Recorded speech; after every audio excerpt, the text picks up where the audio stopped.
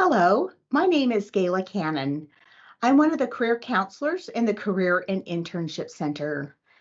I'm going to be talking to you today about resumes and how to create a professional resume for a job or internship that you're interested in. Let's begin. First of all, what exactly is a resume?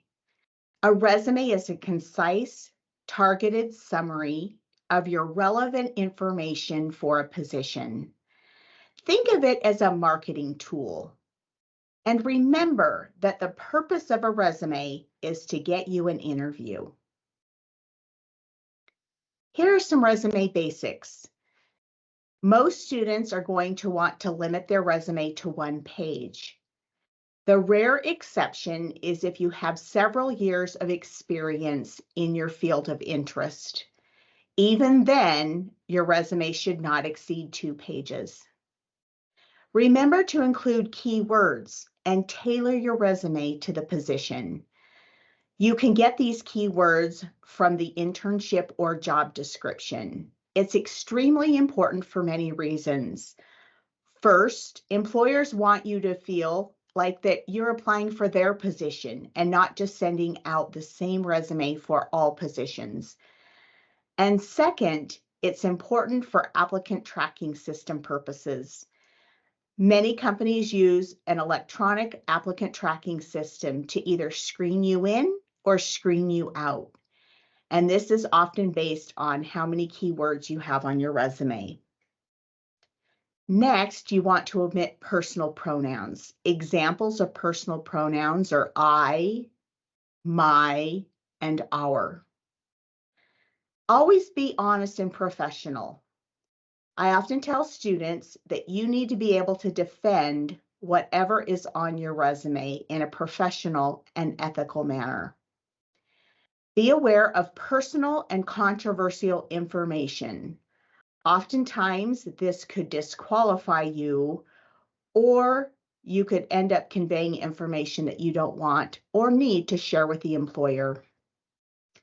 Proofread and obtain feedback. Here in the Career and Internship Center, we have 6 career counselors that are happy to help you with your resume.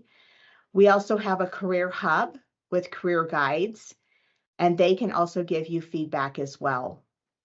In addition to our feedback, I recommend that you find a couple of trusted friends, professors, faculty, or other professionals to give you feedback. And in the end, this is your resume, so you can decide what information is going to be best for you. Last, but definitely not least, please remember that references should never be placed on a resume. They are to be placed on a separate document, not page 2 of your resume. You will often provide resumes or references on your job application or when the employer asks after the interview. Let's take a look at other information that you should include on your resume. Your contact information is your name, city and state, professional email address, phone number with area code, and a simplified LinkedIn profile address. If you do not have a LinkedIn profile, or if your LinkedIn is not up to date, I encourage you to either get a profile or update your current one so that you can include your simplified LinkedIn address on your resume. Most employers are looking for additional information and to vet you on LinkedIn. Moving along, you can have a summary, branding statement, and/or objective. These are optional and not required. And in general, you would normally select one of the 3. Education is a must.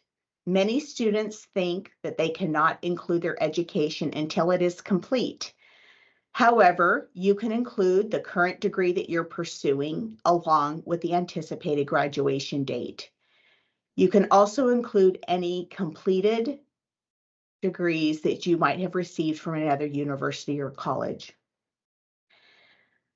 You definitely want to include your employments and experience section, even if you don't feel like it is directly relevant to the position. Other topics that you might want to include any leadership experience you've had, military experience, awards and honors, volunteer experience, and any other topics of value. If you speak another language fluently and this is relevant to the position, you definitely want to include it as it could help you stand out from other candidates. Let's take a look at Nancy Smith's resume. Let's begin with her header. It's very succinct. Her name is centered, largest font, and bold.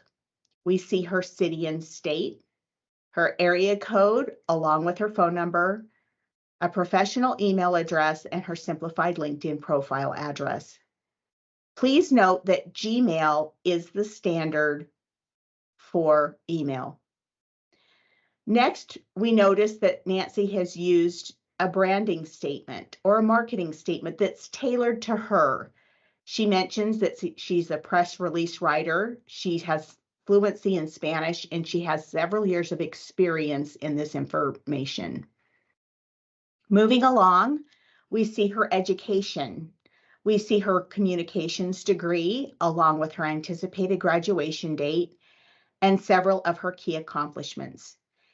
In general, we recommend that you not include your GPA unless it is 3.5 or above. There are, however, exceptions, and the closer you get to 4.0, the more likely you should include it. Moving along, we see that Nancy has a skills section. This is tailored to the position that she's applying for, and she could easily get these skills from the employer's job description. Finally, she's included her experience. In general, employers are looking for 5 things for each job: the name of the company, the city and state where the company is located, your job title, and the dates of employment. Please note that most of the time, your most recent job should go first, and then you move back to the position that's farthest away. One thing that we noticed in Nancy's resume are that her bullets created a very strong image. We want to use action verbs, quantify, add specifics, and incorporate results whenever necessary. Remember that in general, for your current position, to keep verbs in the present tense. All verbs should be in the past tense for any positions that you have completed. Let's wrap up by talking about the 2 basic resume formats. Chronological is the most common for your work experience. It's going to organize your work experience by date in reverse chronological order. As I mentioned earlier, your most recent position will be listed first, and then you will go back in time. This is the most common format for work history or an experience section, and it works well with strong, solid work history and if you've had few job or career changes. If you have relevant experience in your field, I strongly suggest that you consider the chronological format. As we look at Nancy Smith's resume again, we see that her experience is in chronological format with her most recent position first, going back in time. And she has listed her bullets for each position. Note that she has relevant information in her field. That is relevant experience as a freelance writer, an intern, as well as a communications specialist. The other type of format is a functional or skills format. This is where you list your workplace experience or experience in general by skill. And the skills need to line up with what is most relevant for the position. We will take another look at Nancy's resume shortly, and her employment history will be listed separately. This format works well with diverse or repetitive work histories, as well as significant gaps in employment. I would also like to add it works well if you have several positions where you haven't been there a long time. So let's take another look at the same work history organized by skill. Nancy has decided that the key skills for this position are communications, organization, and sales. So she has listed her work experience by skill and listed her employment history separately at the bottom. Again, this format is not very common, but occasionally will work for certain students with special situations. That concludes our resume presentation for today. As I mentioned, we have several resources in the Career and Internship Center to assist students. We have a career hub located next to LC 411, and we have career guides available Monday through Friday, 9 to 4 to assist you. You do not need an appointment. If you'd like to schedule with one of our career counselors, please visit us online, or you may call our front desk at 801-863-6364 to schedule an appointment with one of our career counselors. We would be happy to assist you. Thank you.